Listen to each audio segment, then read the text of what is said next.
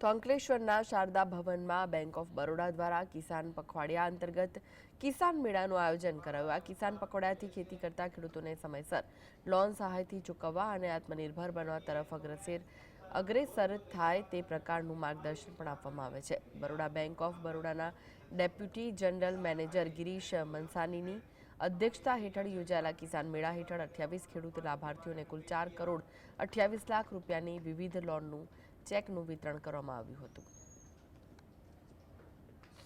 इस साल ये पखवाड़ा 11 नवंबर से लेकर 22 नवंबर तक रखा गया है। इस पखवाड़े के दौरान बैंक ऑफ बड़ौदा ट्राई करता है कि वो जो भी हमारे किसान भाई हैं, जो भी हमारे एरिया हैं, वहाँ पे हम जाके किसान भाइयों से मिल सकें, उनको अपनी जो स्कीम है, किसानों के लिए जो स्कीम है या सेल्फ हेल्प ग्रुप के लिए जो स्कीम है उसके बारे में बता सकें, उनको नए जो किसानी में क्या नई चीज़ें हो रही हैं उसके लिए जागरूक कर सकें। बैंक ऑफ बड़ौदाનો લોન વિતરણ કાર્યક્રમ હતો। એની અંદર બેંક ઓફ બરોડાએ લોકોને ઘણો સહયોગ કર્યો છે। એ બધા ખેડૂતો અને નાના પ્રોજેક્ટ બનાવીને બહેનોને જે લોન આપવાની છે એ લોકો બધા ભાગ થયા છે। આજે સરકાર તરફથી પણ આ બેંકને સૂચના આપે એ પ્રમાણે ખેડૂતને લોન મળે છે।